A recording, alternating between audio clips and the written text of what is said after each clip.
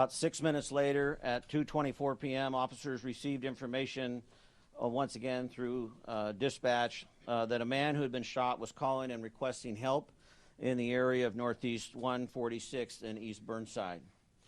Our officers responded. We found a male and a female with apparent gunshot wounds. Officers applied a tourniquet and summoned emergency medical personnel. The patients were transported to local hospital, and their conditions at this time are unknown. Officers had determined that the two people who were injured in the shooting involving the federal agents from the earlier call.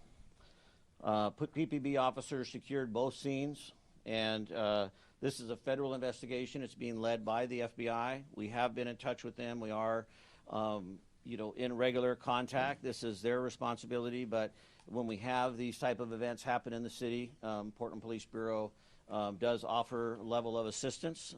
This is not any way, shape, or form immigration related on our end. We do not know the facts of this case. We are simply providing that traditional investigative support and perimeter support, which is minimal, but I do want to make it clear that we are out there, but we are not involved in immigration. And we at this time do not know if this is an immigration-related event. We do not know which federal agencies were involved. As we know, there are many federal agencies serving in the city of Portland right now. So as I said, it's a complex situation with a lot of different information coming out. But Portland Police is on the scene, detectives, etc. I want to say, that I'm saddened that we are here once again in a difficult, challenging, complex situation. But I'm also incredibly grateful for Portlanders. I'm grateful for the way that we have continued to show up over the past year, and we have certainly been tested, and this is no small circumstance. The uncertainty and the fear and the sadness within our community is real, and as the Chief Law Enforcement of the City of Portland, I recognize that, our members recognize that, and we are doing everything in our power to maintain that level of peace and calm and safety. And I want to thank Portlanders who have continued to show up in this space as well, and hopeful that they will do so over the next couple of days, as I'm expecting many to want to express their frustration and disappointment with events today. As I said, this is early on. We do not know the cause, but we are engaged, and hopefully we'll have more information as the evening unfolds. I'm going to turn it over now to Mayor Wilson. Thank you, Chief. And I just want to also just reiterate what he had talked about the city standing tall and really standing together. And I've been before you already too many times under these circumstances, but I'm grateful that every time I do make the call within such a short period of time that the Madam Governor will answer the call, and all of the individuals standing behind me and all of our elected officials and community leaders are standing with us as well. And we've always stood together, and we will continue to stand together. Just one day after the horrific violence in Minnesota, our community here in Portland was witness to a moment of fear, confusion, and heartbreak. Earlier this afternoon, 2 people were shot and injured by federal agents in the Hazelwood neighborhood. Violence in our community is devastating. These are not statistics. These are human beings. Portland is not a training ground for militarized agents. When the administration talks about using full force, we are seeing what it means on our streets. The consequences are not abstract. They are felt in hospital rooms and living rooms, in the quiet moments when families try to make sense of what happened, what is happening. We know what the federal government says happened here. There was a time when we could take them at their word. That time is long past. That is why we are calling on ICE to halt all operations in Portland until a full and independent investigation can take place. Our community deserves answers. Our community deserves accountability. And most of all, our community deserves peace. Earlier today, I spoke with Minneapolis Mayor Jacob Frey. We shared not just our concerns, but our grief for the families who are suffering, and grief for the recklessness of our federal government.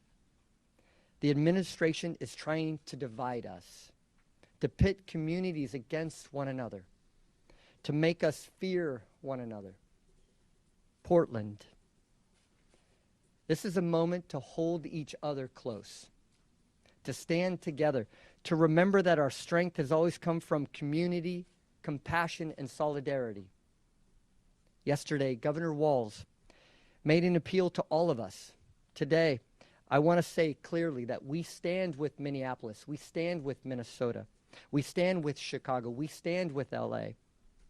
We stand with every community that is hurting in our nation, every family that is afraid, every person who feels unseen or unheard.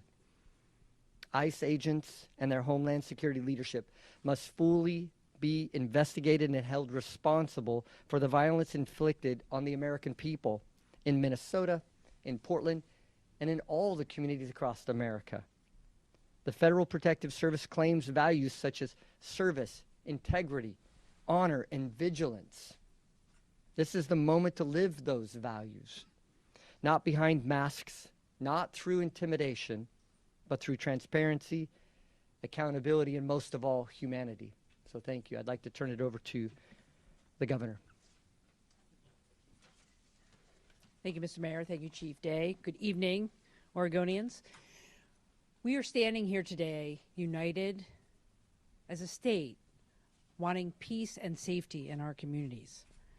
We are all shaken and outraged by another terrible, unnecessary, violent event instigated by the reckless agenda of the Trump administration.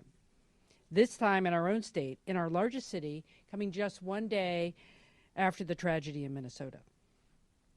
While the details of the incident remain limited, one thing is very clear. When a president endorses tearing families apart and attempts to govern through fear and hate rather than shared values, you foster an environment of lawlessness and recklessness. Trust is essential to maintaining community safety and the rule of law. Federal agents at the direction of the Department of Homeland Security are shattering trust. They are hurting people and they are destroying day by day what we hold dear. Our sense of safety and our literal safety are severely undermined by what happened this afternoon in Portland. I'm so thankful that no one died and more people weren't hurt. The Attorney General and other leaders have been clear about our concerns with the excessive use of force by federal agents in Portland. And today's incident only heightens the need for transparency and accountability. Oregonians deserve clear answers. And I am aligned with the mayor. The priority right now is a full, completed investigation, not more detentions. My message to the federal government is this: we demand transparency. We demand your cooperation with Portland Police and the Multnomah County DA, because we need to investigate this incident efficiently and effectively so we can rebuild trust with our nation's government. There are those who want to cause chaos, but Oregonians know how to stand up and speak out peacefully. We must remain united in peaceful opposition to efforts to tear our community apart. We must not turn against each other. We must stand neighbor to neighbor. We must not take the bait. And I want to end by saying I'm grateful to the first responders who have been managing this incident today here in Portland. And I stand and we stand united with Americans across our country and with Minneapolis and Minnesota in light of these very troubling events. Thank you. I'd now like to hand over the podium to Senator Casey Jama, Democratic leader in the Oregon Senate. Well, good afternoon or good evening, everyone. My name is Senator Casey Jama. I also serve as the Senate Majority Leader.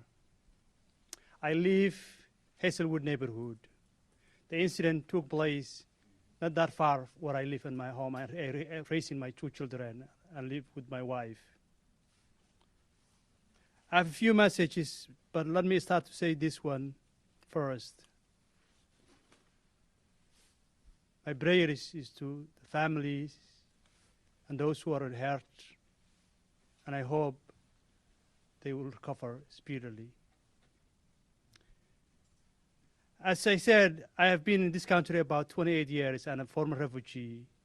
I have never thought I will see this moment in the United States of America.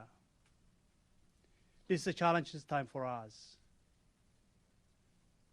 My colleagues and I are working together to ensure that we address this issue at the state legislative level. We want to do as best as we can to protect the Oregonians who are fearful, who are scared, who are facing persecution under federal law. So we're going to introduce quite a number of bills that will be trying to minimize the impact of ICE in our community. I'm outraged and angry and frustrated, as many Oregonians are. Let me speak to Oregonians.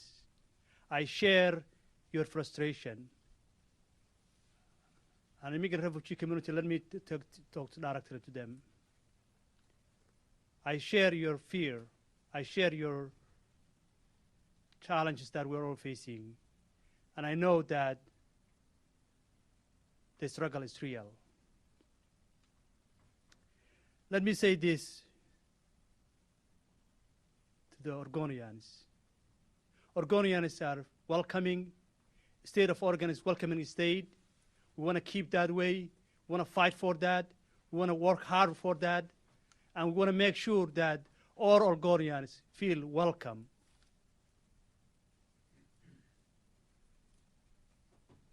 Let me say to this to the federal agencies and the ICE.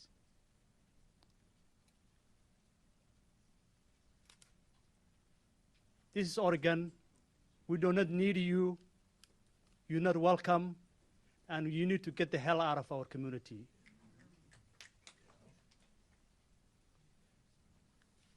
Now I want to turn to the podium to Multnomah County Chair Jessica Figa-Peterson.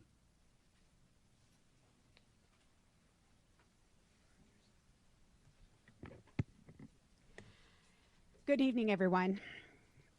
If we were living in anything close to normal times, we would not be here right now. We should not be here right now. We should not be here right now because federal agents should not be in Portland neighborhoods shooting people. We should not be here right now because Renee Nicole Good should be alive and with her family in Minnesota right now. I want everyone to know that Multnomah County stands united in support of our immigrant and refugee neighbors and everyone opposing this injustice. I am proud to be joined tonight by Commissioner Moyer, Commissioner Edwards, and Commissioner Jones-Dixon. Enough is enough. The terror and violence ICE is causing in our neighborhoods must end now. At this moment, we don't know what precipitated the incident, the circumstances that led to the shooting, or the identities of people involved.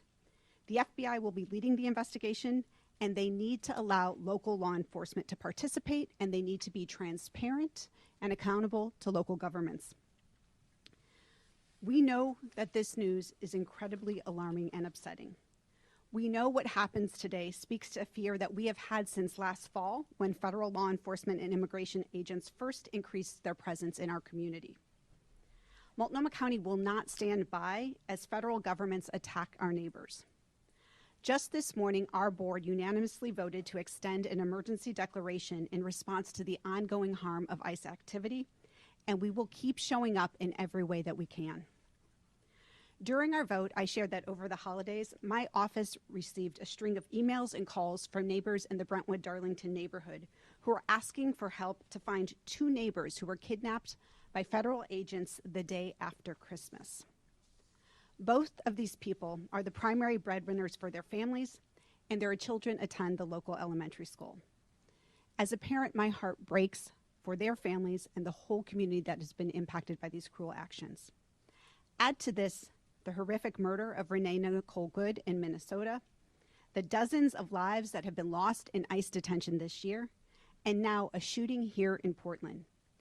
And we can only conclude that this federal activity is a threat to our entire community and is a threat that is growing every day. In light of this, our community is calling on us to act, to deploy resources to support the families impacted by federal activity, and to do all that's in our power to ensure the safety of neighbors going forward. That's what the state of Oregon, Portland, and Multnomah County leaders have done and will continue to do as we respond to this crisis. That's what the people of Portland have done, representing the best of Portland to the whole nation as we continue to stand up for injustice. Thank you to all of you who have come out to protest the cruel and authoritarian actions of this administration while representing Portland's values. Keep showing up the way you have been. Keep raising your voices. Keep showing everyone who we are. Our neighbors and the literal crosshairs of this administration need your support now more than ever. Our solidarity is our strength. These are dark times. There's no getting around that. But I know that together we will persevere. Thank you. And now I would like to turn it over to Portland City Councilor Loretta Smith. Good evening. My name is Loretta Smith, and I'm a counselor from District 1. I stand here with my other counselors, Councilor Candace Avalos and Jamie Dunphy. This situation just got real. This is not a PlayStation moment where you can shoot folks and they come back alive again. I live in that district. The struggle is already real for immigrants and refugees who live in our community, in our neighborhoods. And now I have to go home and tell my son and my 3 grandkids that they cannot stop for law enforcement because they're going to be afraid by looking at law enforcement that they might have the same thing happen to them that happened today. That is so unconscionable that just a day later, what happened in Minneapolis happening right here in Portland. This is very personal for me. And people who look like me, they shouldn't be afraid to walk around in their neighborhoods, walking to school in the morning with their kids. They should feel comfortable in their neighborhoods. And now we're disarmed now. We don't know who to trust. But I want to say here, I support the mayor, I support the governor in their efforts to do the things that we need to do to get ICE out of our state, in our city, in our neighborhoods.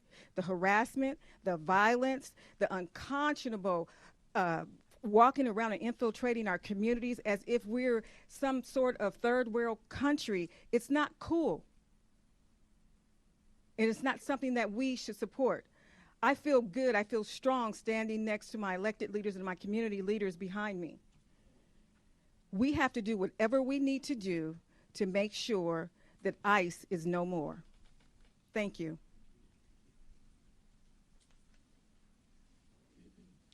I'd like to introduce Latino Network and Tony DeFalco.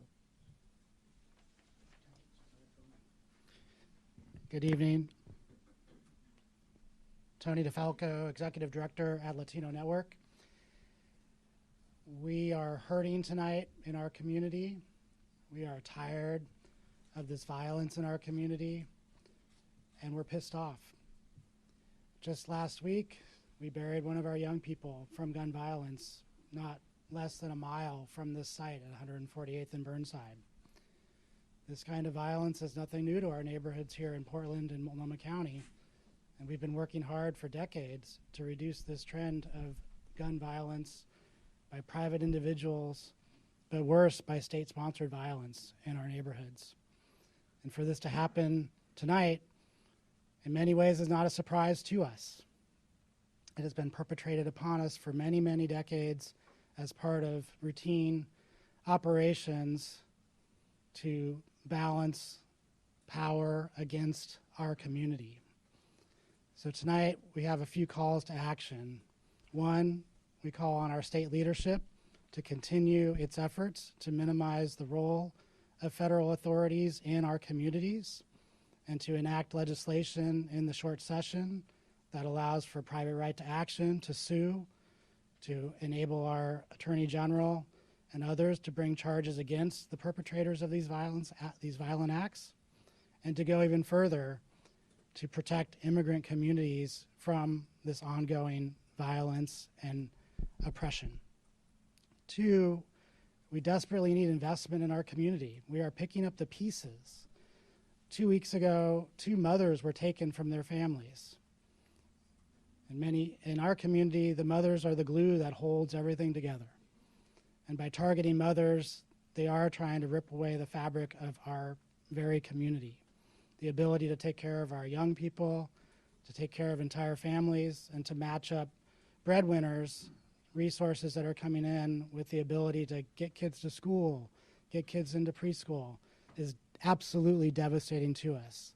And we are desperately trying to fill the gaps by providing wraparound supports to our communities in the form of rent eviction prevention, food, other necessary things coming from these violent acts of detention and now physical violence.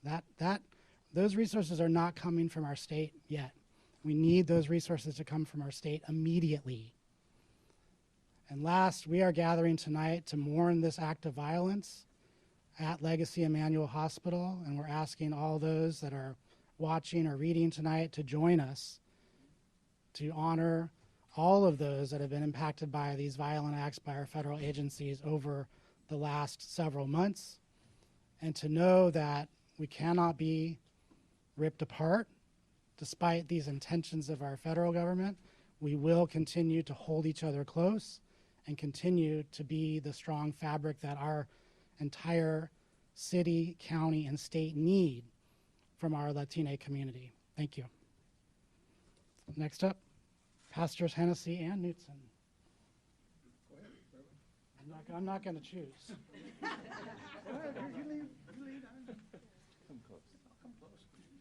Good evening, everybody. My name is Reverend Dr. J.W. Matt Hennessy, the pastor of the historic Vancouver Avenue First Baptist Church here in Portland, and also the leader of the Interfaith Peace in Action Collaborative. My friends, I echo the very comments that have already been made, and I want to be clear about that. The comments of recognizing that the reason why federal agents are here is because of a false narrative in the first place. When people were told that Portland was on fire, Portland was burning.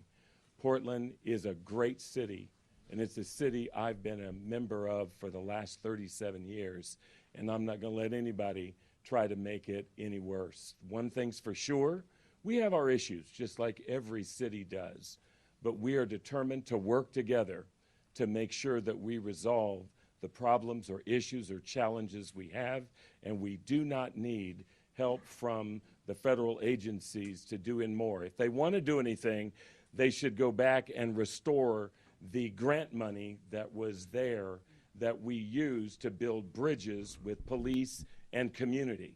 They ought to be thinking about how we restore money to bridges like the Burnside Bridge and things of that nature. That's what we need. But until then, we're not going to let anybody take our joy. We're not going to let anybody cause us to be afraid. And I want the immigrant community, and specifically, as Tony just spoke about the Latinx community, we are with you. As faith leaders, as members of the black community, I want you to know you are our brothers and sisters, and nobody is going to stop us, and nobody is going to break the chain of our belief in working together. So we will work together. Those who came before us and the allies who worked with them, they had worse situations going on, but nothing stopped them. And I end on the fact that I still recall that one of my favorite verses of We Shall Overcome is the verse that says, we are not afraid. We are not afraid, and we will not be made to fear. We are going to rise above it, reach out to one another, and do everything that we can to work together, pray together, protest together, peacefully together, and remember, let's not take the bait.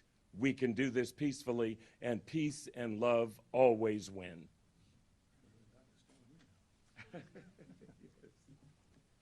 Thank you, Dr. Hennessy, and to the mayor and the governor, thanks for your leadership and all the elected leaders, Chief Day, and all our friends, Tony and the rest. My name is Reverend Dr. W.J. Mark Knutson, Senior Pastor, Augustana Lutheran Church, a church that declared sanctuary my first year there 30 years ago because people were facing deportation. We're in a lawsuit right now with the federal government, with Pacun, our church, a church in Florida, a large Catholic church in San Diego, and the Interfaith Council of San Francisco. It's moving now quickly in the courts. And the National Education Association has joined that as well. So around this country and this city and state, people are weaving together a movement built on nonviolent direct action to challenge what is into something that can be new. I do want to say to the press today, we celebrate your work. You're not fake, you do real news, and you are storytellers. There wouldn't have been a civil rights movement or a farm workers movement in the same manner without the press being there to cover it. So thank you, and know you're valued. Let me say this, my 1 minute's almost up. I followed a Baptist pastor, so I can take a little bit more time. But I want to say this. We're coming up on the King weekend.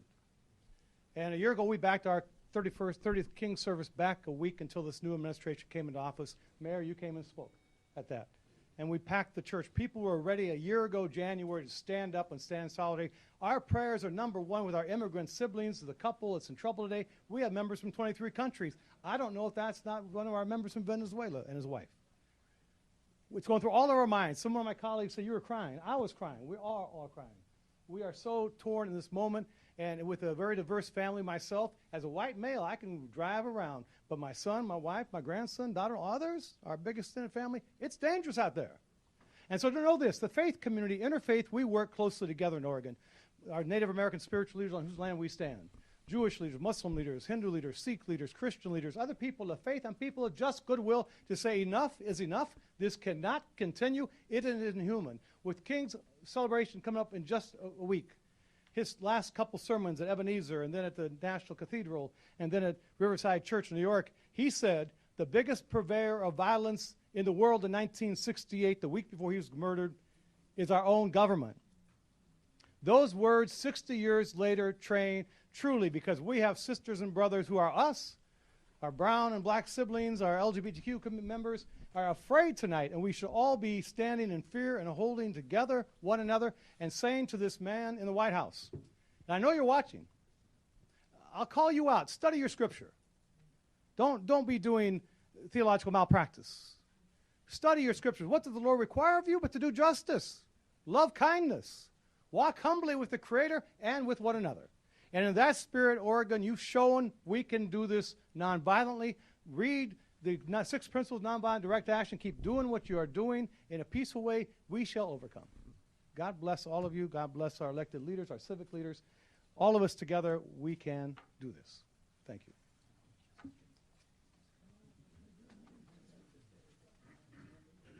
I'd like to call up Jessica Maravilla with the ACLU.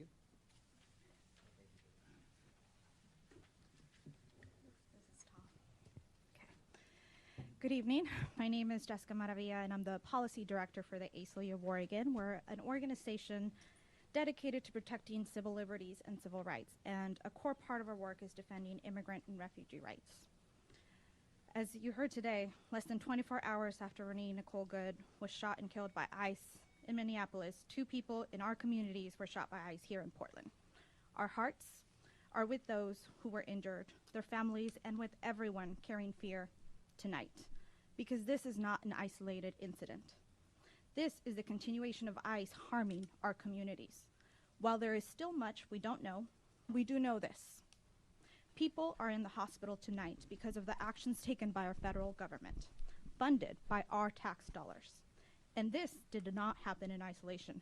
For months, federal immigration agencies have operated with impunity, deploying heavily armed agents into American communities, smashing car windows, dragging people from their vehicles, tear gassing peaceful protesters, and terrorizing neighborhoods. This is what it looks like when a government brings a war posture into everyday life, into streets, into sidewalks, in communities where people are supposed to be safe. Si sienten rabia, no están exagerando. Esta no es seguridad. No es seguridad pública. Es intimidación como política. Everyone deserves dignity. People deserve to go to work, to take their kids to school, to go to medical appointments, to live their everyday lives and stand in solidarity with neighbors being harmed. without fear of being detained, harmed, or killed by the federal government. Nadie debería vivir con miedo simplemente por existir. No human being is collateral damage. Renee Good and the 2 community members shot today are human beings. They are our neighbors. Her death, alongside the violence we witness here today, is a warning about what happens when cruelty is normalized and accountability disappears. This is about law versus lawlessness, dignity versus fear, and whether we will tolerate violence carried out in our name. We cannot undo what has already happened, but we can refuse what comes next. We can demand accountability, insist on transparency, and stand together calmly, firmly, and peacefully to protect one another. La verdadera seguridad nace de la comunidad, del respeto y de los derechos humanos. Y eso es lo que seguiremos defendiendo juntos. We are working with our state elected leaders to advance legislation next month, and we want to demand more transparency, meaningful accountability, because public safety must never come at the expense of human rights. As our community is now saying, enough is enough. Not a slogan, as a practice. Thank you.